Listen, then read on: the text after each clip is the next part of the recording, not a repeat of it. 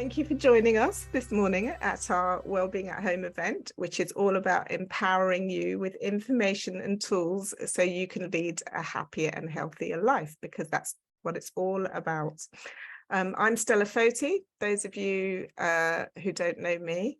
And during COVID, we decided to introduce these complementary events to share as much knowledge as we could from all of these amazing experts and very impressive experts that we bring in, because we have access to them. And obviously going away on a wellbeing break to a health retreat is a great way to reset and start a path to being healthy physically, mentally, and emotionally.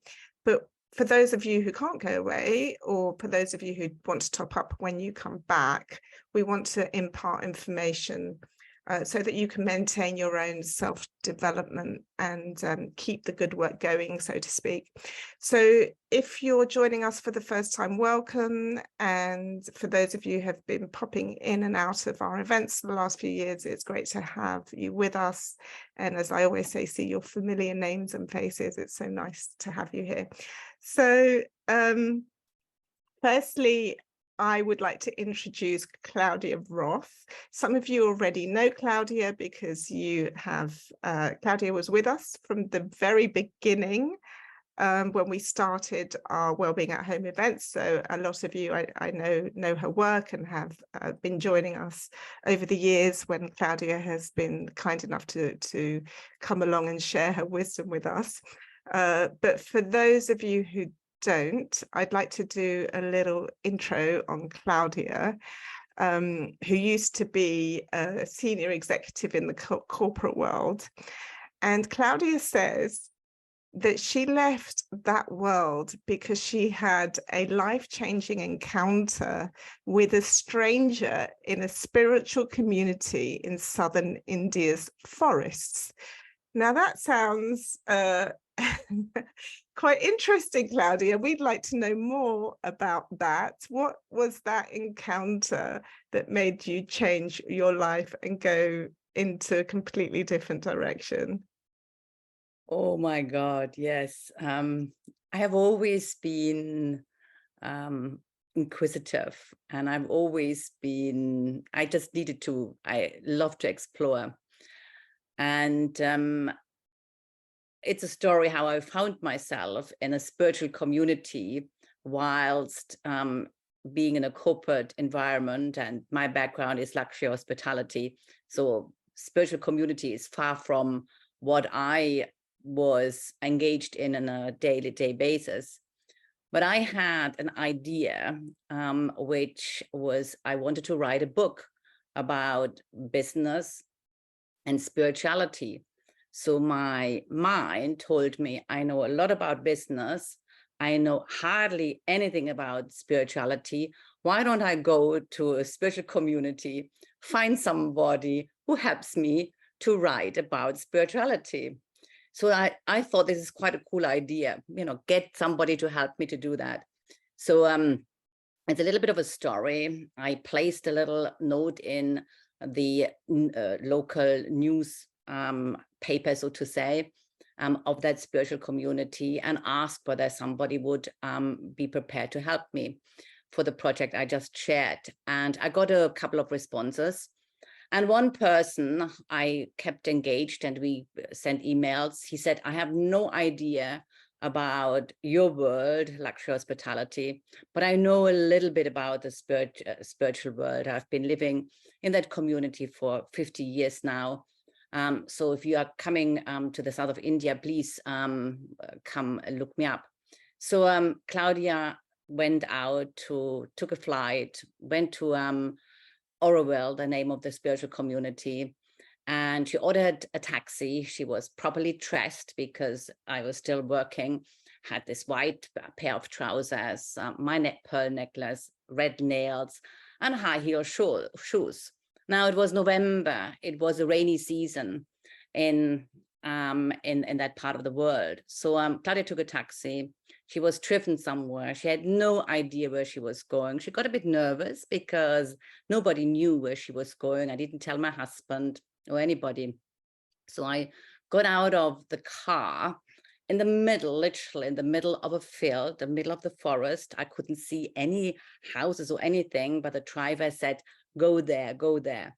So I walked through a path, but what happened was it was so muddy, my heels, I was stuck in the mud. So the first thing was get your shoes off. So I literally walked barefoot to the house.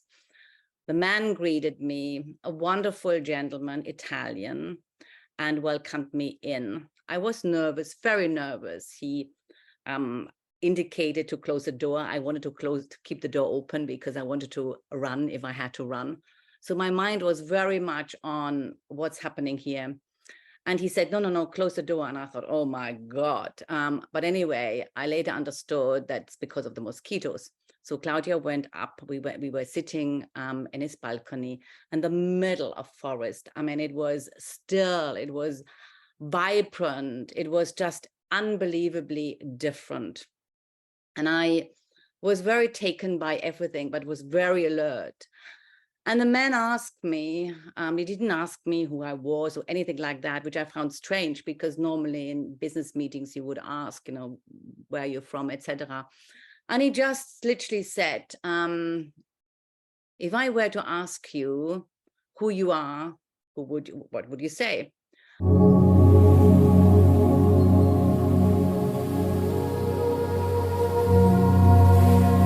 And he looked, he metaphorically offered me a mirror and he said, can you accept that the self-image you have created, i.e. the perfect person, inverted commas, successful, blah, blah, blah, blah, it's not you.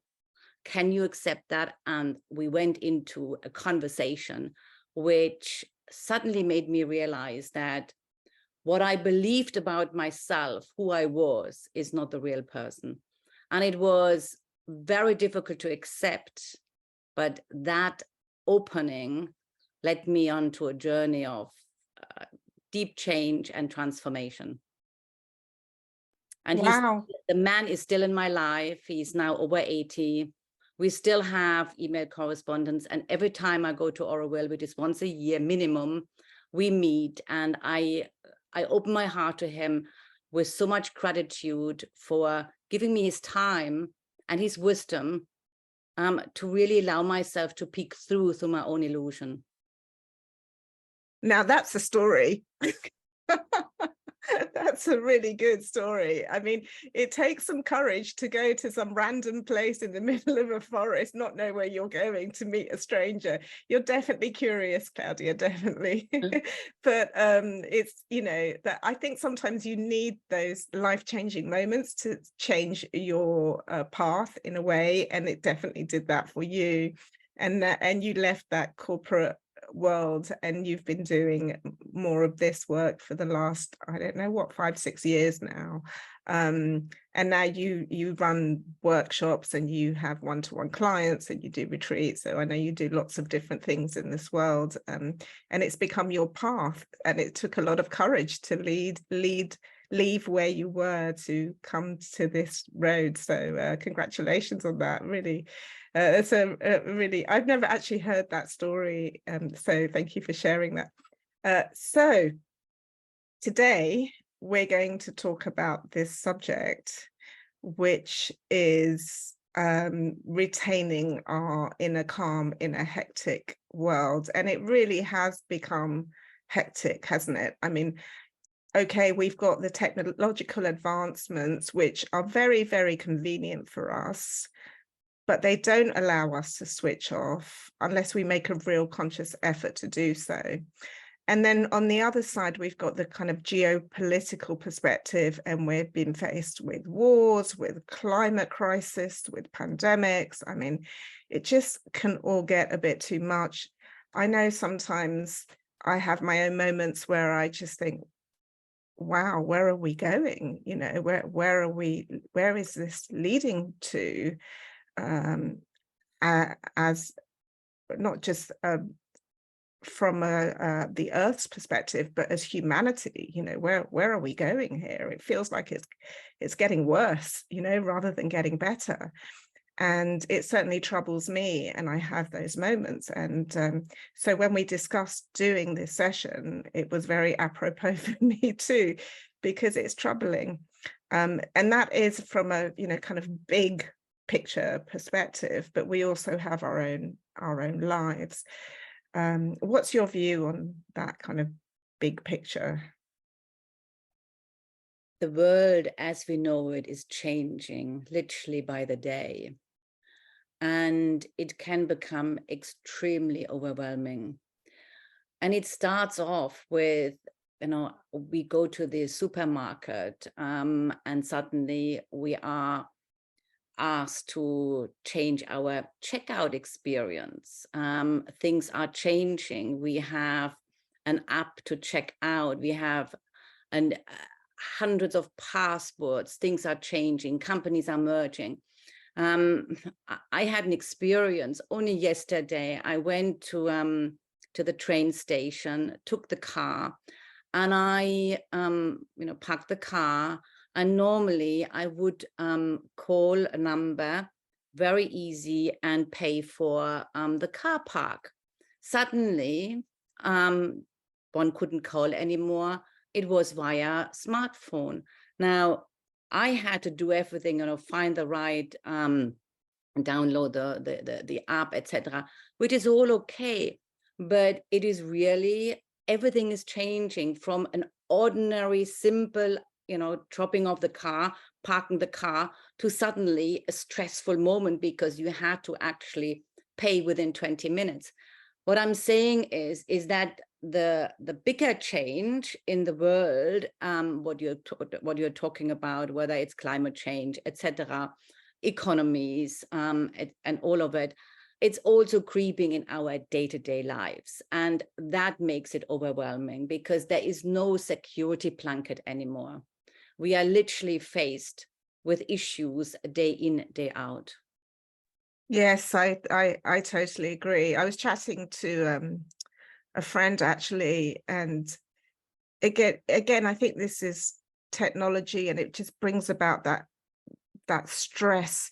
She was going on a hiking holiday with some friends in the Lake District, and she booked on booking.com, and she had booked her hotel. They had all booked their hotel separately.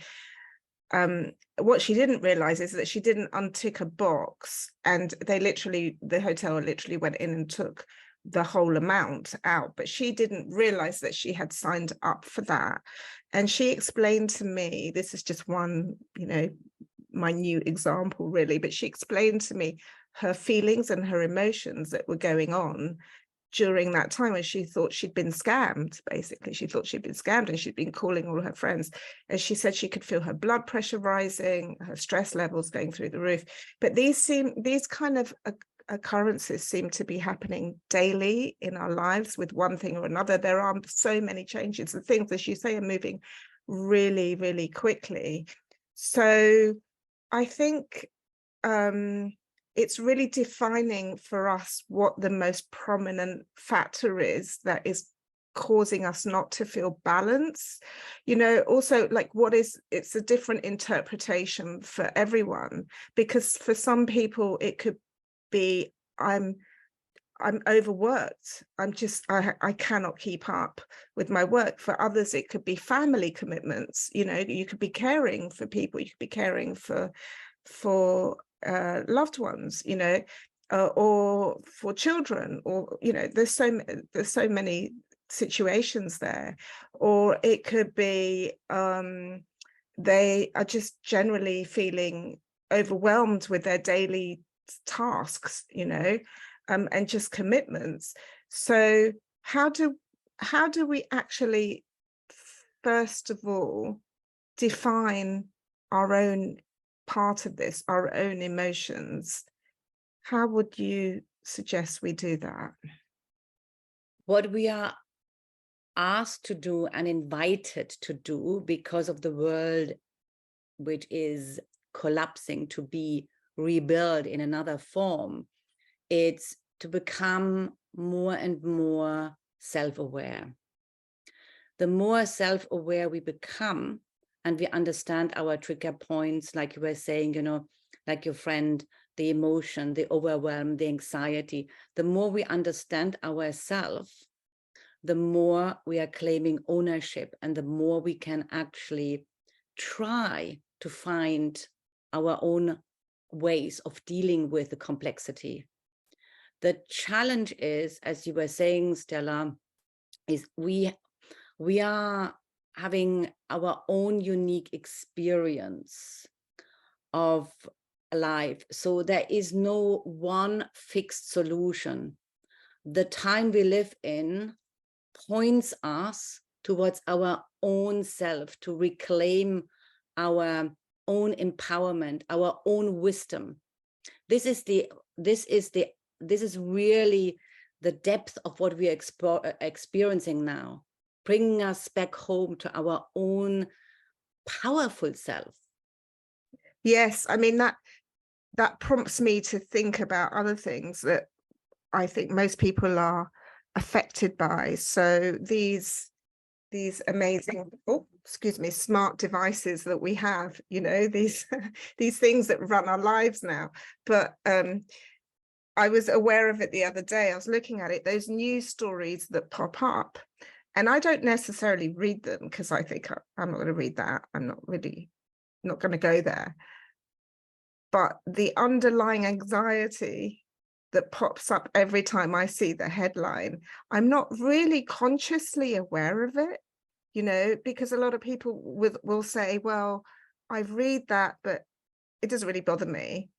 But it does have an effect on us, doesn't it? It's kind of all bubbling under. It's like a cumulative effect. And each time there's a pop-up, each time there's something that's, you know, being spouted at us, and it can really escalate, but we're not really aware of it. And I think this is the point you're making. Am I correct? Yes, about that awareness? Exactly. We are not really knowing what actually is taking us away from our center.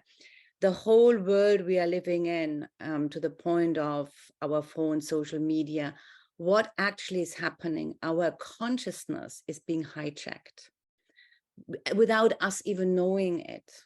That's the point. It's when we read something, it leaves an imprint in our consciousness. Whether we are aware, sometimes we are, because we articulate it, we then maybe, you know, speak about what we read, or unconscious, we just read and then we move on. But actually, it's an imprint in our consciousness. We store it unconsciously. And if you imagine, you know, you're constantly bombarded, knowingly, unknowingly, it's like a pressure cooker. There comes a point where everything, it wants just to get out of our system. And that's the overwhelm, and that causes anxiety, that can cause emotional instability. It can cause even depression. So or worrying about the future. Worrying also. about, yes, of course, absolute. All of these emotions take us away from our center. So what is happening, we are in a constant spiral, constantly, because something is going on constantly around us. And if we are not aware of that spiral going around, we are constantly engaged, and it is exhausting. So there is another factor. We feel overwhelmed, exhausted, and we ask ourselves, but I didn't do a lot today. No, you may not have done a lot, but the whole being engaged consciously and unconsciously in the world as it is right now, it's really tiring, exhausting. Why is it tiring and exhausting? Is because you are tapping into other people's energy, and other people, your frequency, how you feel, whether you are happy or unhappy, attracts the same frequency. So if we are vibrating from a frequency of overwhelm, we are attracting situations which match that frequency. So we really want to be aware, to my point of self-awareness, what we read, who we engage with, what conversation we lead, in order to empower us to step outside of the world of immense complexity. And another point, if we stay in that spiral, it affects our nervous system. And if our nervous system is out of balance, then we know that it brings other emotional complications along. And physical eventually, yeah. Exactly, Stella. Yeah. Can anyone in the group here just share on chat maybe what they feel causes them to be out of balance? Or is it the bigger picture? Is it the daily life? Is it worries? Is it, it's just for us to get a sense of what is maybe affecting you on a daily basis. If you want to, of course, you don't have to. Because that will be interesting for us to understand that. So I think we talked about this. We talked about how kind of being affected of being out of balance, like you with the car park situation, it brought you to a very stressful state of being, and I've been in those situations before. You get a parking ticket and you're like, oh my gosh, and then you bring that emotion into your relationships, right? So you are frazzled, you're hectic, you're worried, whatever it may be, and then you go home, or you're speaking to a colleague, or you're speaking, and you're already kind of wound up. So, and that starts to seep into your communication with your whoever it is you're interacting with at that moment in time. And this is what I find quite fascinating, because that person that you're communicating could be in actually quite a good place, and then you start off that feeling within them because you get their backup, and then they may pass it on to someone else, and then it's just an ongoing cycle. And it made me really think about that, because I was thinking, well, what if we could keep our balance and stay calm, and that will affect our relationships and the people around us, and then therefore it again has that cumulative effect. It spreads out, and so instead of spreading the fear, the anxiety, the worry, the stress, you're spreading out a good feeling, and surely that will have a better effect on the world at large. And that's me being idealistic, I know, but it is really, it all starts at home, doesn't it? It all starts here. Yes, it starts with myself, but sometimes if we are not self-aware, we are too overwhelmed with the situation. We want others to give us their support, to feel for us, because at that moment in time, I'm the victim. So you need to listen to me, you need to look after me, or whatever our story is. So when we are coming from that place of victimhood, something went wrong with me or in my life, so I'm sharing that with you and you have to suffer as well. We may not say it that way, but that's the energy. We then create a field around us where that resonance field, the way we feel, is mutated, actually. And that's why the most powerful tool which transpires in that space of confusion and everything we experience is self-awareness. Self-awareness is allowing you to keep your own power for yourself.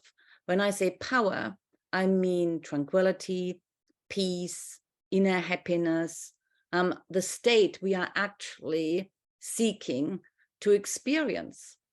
It has nothing, and it may sound difficult to accept, but I ask you to join me in this exploration, and please don't take anything face value, explore it for yourself, because anything I say, and these are words, doesn't give you the experience. So explore it for yourself.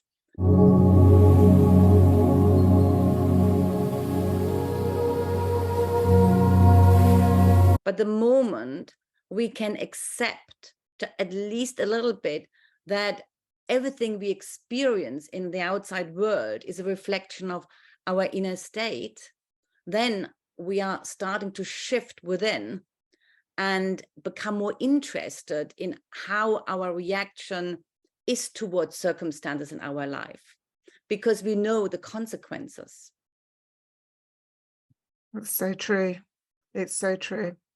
Reading some of the comments here, I feel you all, because it is, a lot of it's about just being hit with so much information.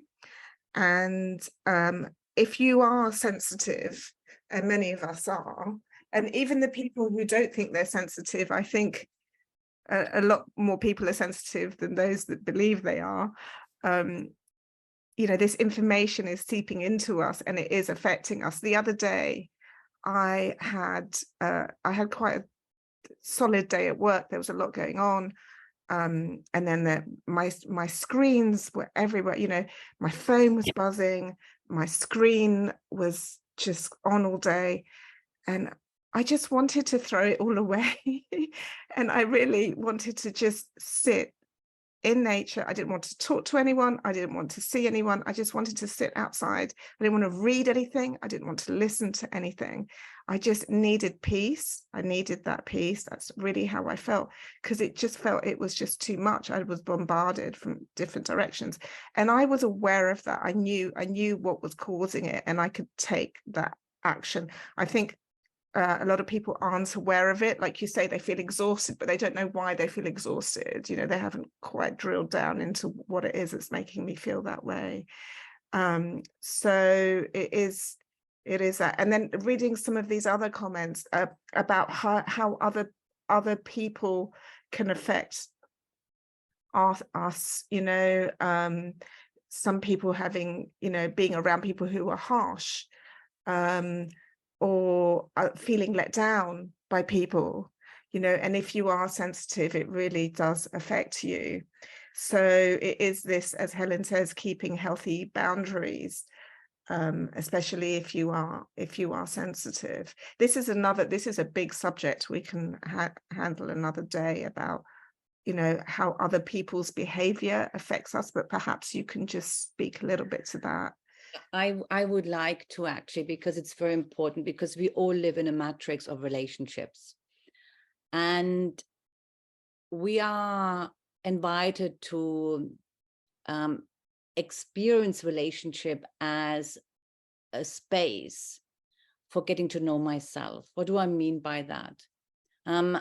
Every person has got their own way of expressing themselves in the world according to their own conditioning, to their own self-image, to their own values. And if these values do not resonate with ourselves, with our own values, there is a natural conflict. So what we want to understand is that the moment I understand myself more deeply, I can honor my own boundaries. And I know that my reaction to somebody's way of dealing with me is, I have a choice to step out of that, i.e., I have a choice to have my own boundaries. That means I'm not neglecting the other person. It doesn't mean anything other than I'm protecting my own space, because I know myself and I value myself more than getting into a argument or into an uncomfortable situation. I think, or what I have explored is that when we are, especially when we are sensitive, when we start to have boundaries and really live into this boundary, this first of all means I'm stepping into my space of courage. I'm learning to accept my own well-being is most important to me right now, and that is courage. And for the other person who may not be having that experience of me standing in my courage, having my boundaries, that can actually first of all be more irritating. So it can become, that relationship can become more difficult before it may become more mutually pleasing. Let me ask you something without getting too deep. We'll just do this and then we'll go to your 5-point strategy, okay, on getting the inner calm. But let me ask you this about one of the comments that's come in, sisters' harshness and being sensitive to that. So this is a really good example. How can we manage that situation? First of all, ask yourself, why am I triggered by harshness? What is it in my past which may be unresolved, and I feel that harshness is triggering me? When we are confronted with an issue with somebody else, we want to start looking at our own selves, because we know we cannot change the other person. It's impossible.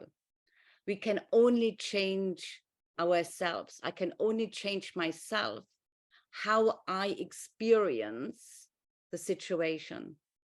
Now, in the instance of harshness, we don't know why.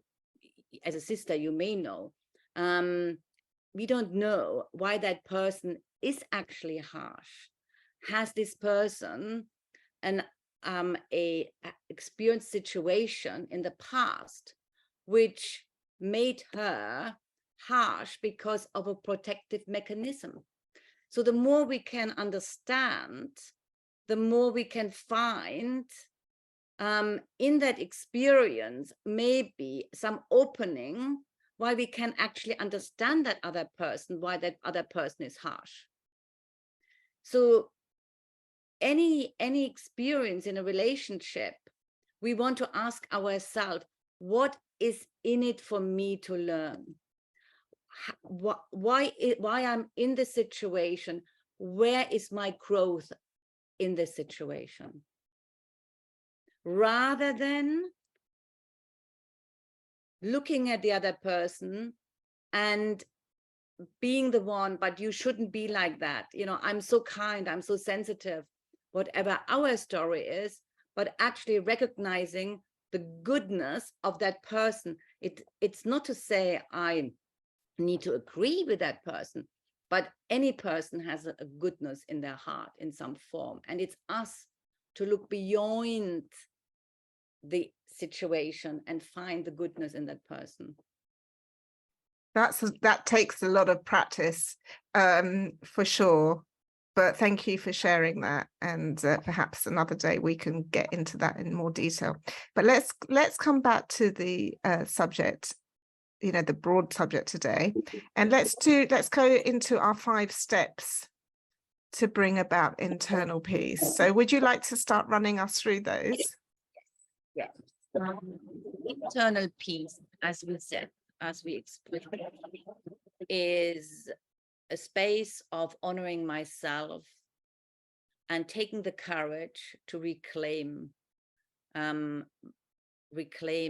space of being loving to my own self. So what I mean by that is, if I can understand, if I can love myself enough I know that I have deserved the peace. But as we are talking in a world which is a bit mad, if I may use that word, how can I actually feel into that space of loving myself, of calmness? Now, there is one very easy trick. And if you master that, you can break the cycle of the noise outside, which obviously has an affection inside. And that is, it doesn't cost anything. There is no long ritual. It is accessible to you anywhere. And that's called your breath. Now, it's very simple. Whenever you feel overwhelmed, whenever you feel you want to react to a situation, and if you can catch yourself and literally take your attention inside yourself, take a deep breath and out, and you're changing your inner state and the relationship to that emotional trigger. In that moment, you actually cut yourself from the pull into that other space of anxiety, whatever it is. So I invite you to practice this just now for 2 minutes and see how you feel after the exploration. And just take a moment and bring your attention inwardly, maybe to your heart, wherever it finds resonance in your awareness right now. And let us take 3 breaths together as a collective. We have come together today, and there's never a coincidence why we are together. So let us just take 3 guided breaths together. Taking a deep breath in and out. And one more. Taking a deep breath in and out.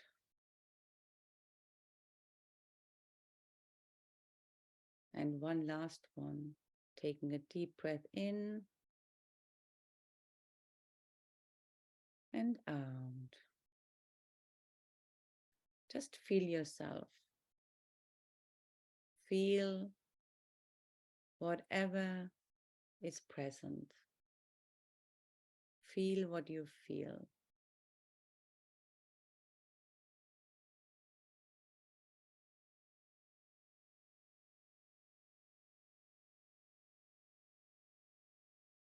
And now come back to your awareness.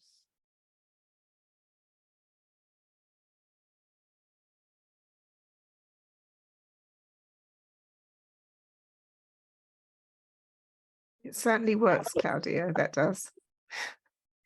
I think it's more of the practice and it becoming a habit of knowing when you're triggered or when you're feeling out of balance to actually remember to do that. But as someone who's been doing this kind of work for a long time, I suppose for you, it's just become automatic.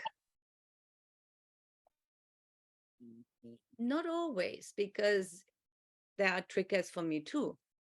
But becoming aware how I feel and then taking a conscious choice, I want to feel different, and then bring myself back to my breath. Yes, that works. I can do that. And I recommend for you to practice that little, it was 1 minute, 1.5 minutes exercise. The more you can practice it throughout your day without being triggered, then when you are triggered, it's easier to access that state. When you practice, you're starting to imprint your consciousness with that state of being. So because we are by nature, we are peaceful. That's our innate state. So when we can practice that state more and more, we don't want to lose that peaceful state. So in the beginning of my journey, I literally set myself an alarm, and I did this practice sometimes in the beginning, 3, 4, 5 times a day. And then as my beingness felt more deeply that resonance field of peace, I did it more often. And now it's part of my repertoire for staying calm, present, and in peace. Yeah, that's great. How did everyone feel after that minute or so? Did you notice an immediate change? Yeah, lots of thumbs up. That's great. Okay. Yeah. When you stay in the queue anywhere, going shopping, use that little moment for just taking your breath. It's a beautiful exercise because the more you practice, the more you feel the benefits. Great.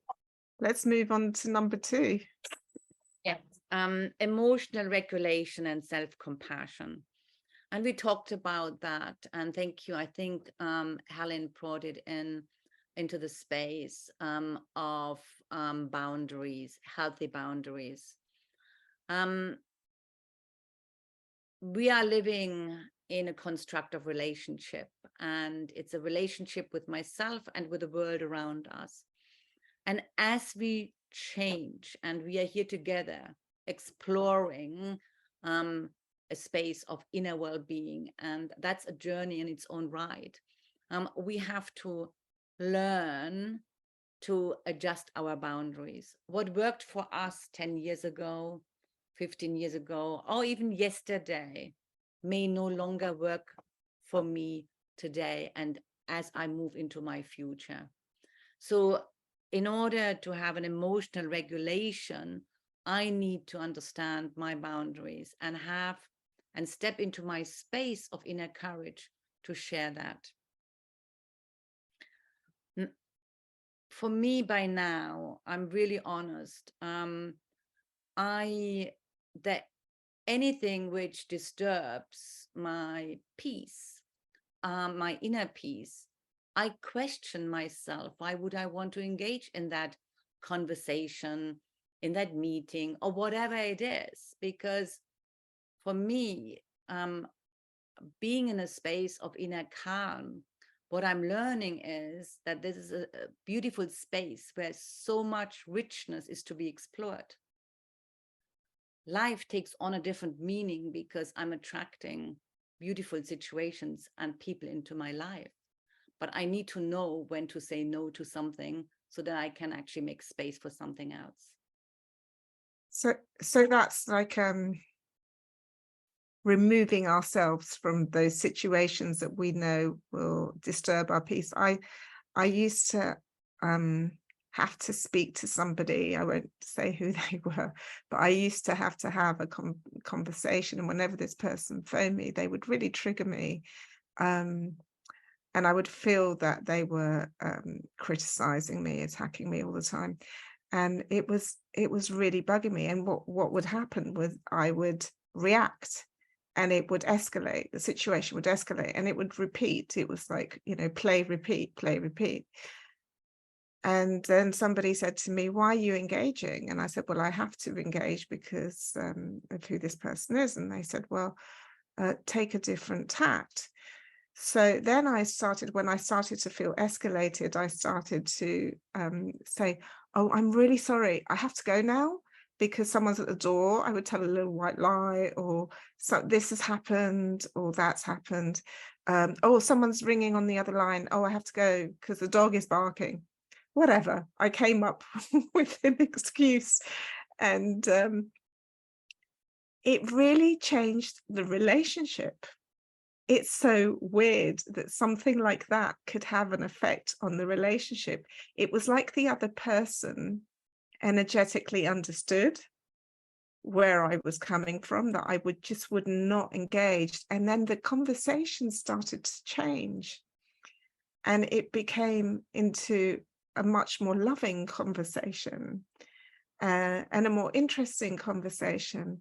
And then I actually took responsibility for my part of that, because, you know, it was in my mind, whatever this person was saying would just put me into this state of anger or fear, or, you know, wanting to attack or lash out.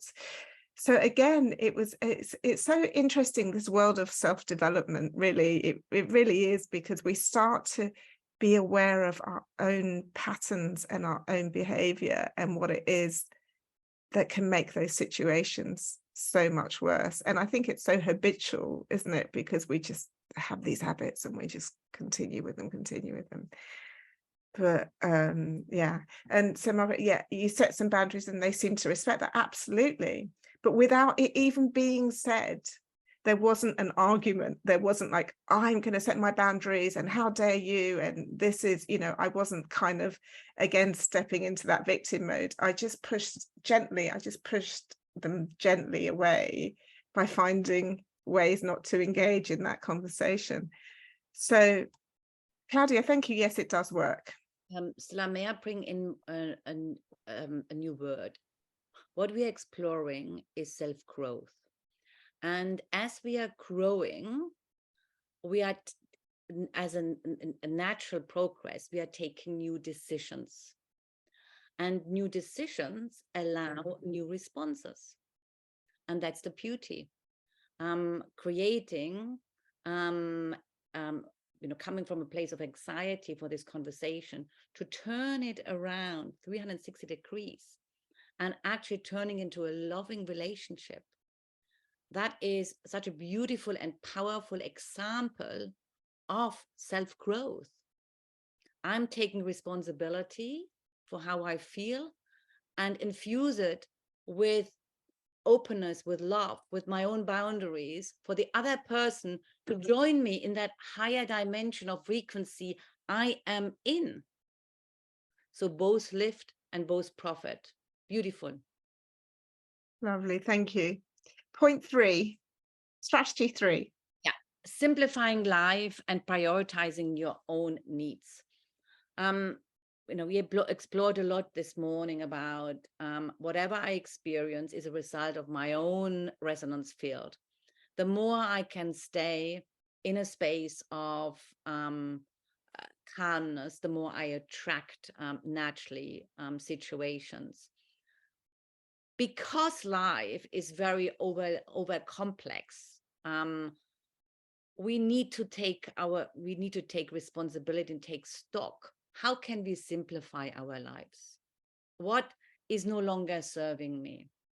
And literally, as we go along and clear out our wardrobes and, maybe the kitchen area, whatever it is, what we tend to forget is to actually clean out our own mind and all the complexities which have come into our lives as, life has gone on. So I encourage everybody to, maybe in a moment of going for a walk or however you find, whatever space you create for self-reflection, ask yourself in which part of your life you can actually simplify your life and create more space for that higher frequency of peace, of love, of calmness to come to you. Give us some examples of life simplification. First of all, for me, for example, I started to clean out a lot of stuff I held on, physical stuff. Once that was done, I opened space, and then I went into my own, mind. And what I found is that I carried a lot of habits which I had outgrown. And these these are various habits, even positive habits, going to a certain yoga teacher. And I just felt my body wanted something else. So whilst I associated yoga as very important and, dear to me, I realized that actually my body wanted something else. So whereby this may not be simplifying, that was recognizing that I have changed. Simplifying means that I want to become aware what works best for me at any moment in time. Right. And that is different for different people. Again, because we are habitual beings, we take on, habits, but we are not looking at what habits or what situations could maybe are obsolete in our lives. And that's also relationships. And there is a lot of change in relationships. I'm not sure whether you as the audience have experienced that, but relationships are shifting now. And that's also simplifying. I may hold on to a relationship because we had a good time 30 years ago or whatever it is. But maybe it's now important for me and for that other person to go separate ways, simplifying my life. Maybe I don't need as many devices in my life. Whatever it is, we are all different. Yeah, and it's understanding that. It's interesting. I used to have a like a Friday night cocktail with my husband, right? On Friday evenings, and I don't know, maybe it's age, but I can't really take those cocktails anymore. They affect me much more than they used to. And so I've stopped doing that. I just don't want to do that anymore. I may have the odd glass of wine here or there, but I won't do that. And it was interesting because that changed that balance, that habit, which was a shared thing that we would do. So it was a dynamic. There's a dynamic there, and we kind of work through it together. It's fine. It's not a big deal. But it was, again, me recognizing that I just didn't want that. And that could be a simplification. It's actually, I don't want that because I don't want to wake up on Saturday and not feel good. And I think sometimes, as you say, with habits and simplification, is that other people are part of that. And so we do things because we've always done them with the same people. And because they're dear people to us, they're important people to us, we feel that we don't want to change that at all because it's important time with those people. But there is a way, there's a way to communicate or change things up or make things more simple, as you say.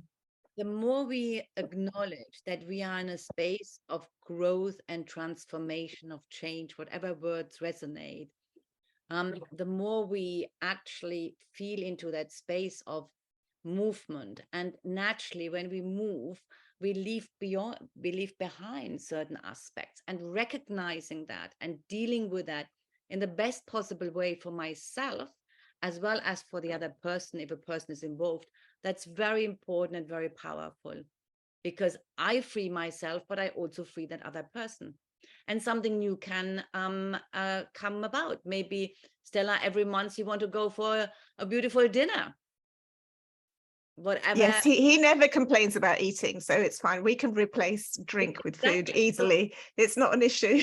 It's that beautiful place of, what is possible now.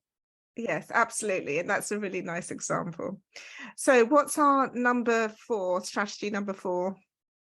While we are in that transitionary phase, while we are facing the world as it is, what is very helpful is to come back to a sacred space and to sacred rituals.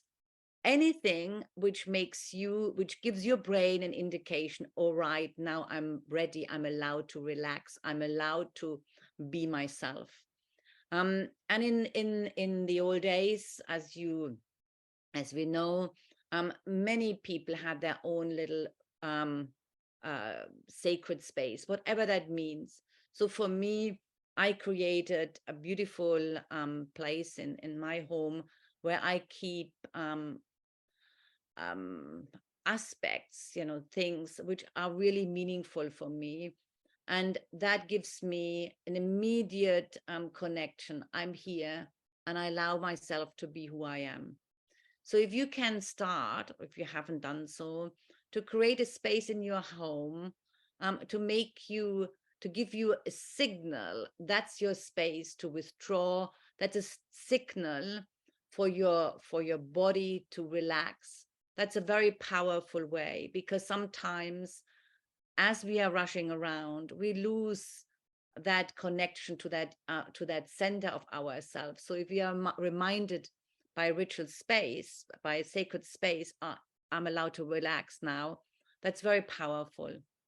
So that could be a space where you have things around you that make you feel happy or balanced. So it could be flowers, it could be Flowers from the garden. Yes, exactly. It could be flowers, it could be a photograph of a dear one, it could be yeah, something that you've made, something that signifies a place where you were, or a time when you were in balance. So it has that effect on our mind, that cognitive effect on our subconscious, that allows us to immediately be in a better place, kind of mentally and emotionally. Yeah, great. And point number 5 is nurturing self-care practices. We don't need to go into the details of what those are. I'm sure you all have your self-care practices, but what I want to share here as an important point is, again, learning what is best for me. What served me last week, last year, may no longer serve me. Even self-care practices evolve as we evolve. And the moment I'm aware that self-care is now what I need in whatever form, and allowing myself to honor that, that's a very powerful place, because that means you are getting off the spiral, you're going back to the center, you rejuvenating yourself, you're connecting with your essence of peace. And then you allow yourself to reset your nervous system. And that's very powerful. So knowing myself, what self-care practices I need, and making time for it. Nobody else can make time for you other than your own willingness to take yourself as your own priority. Wonderful. And I would say, there is an example.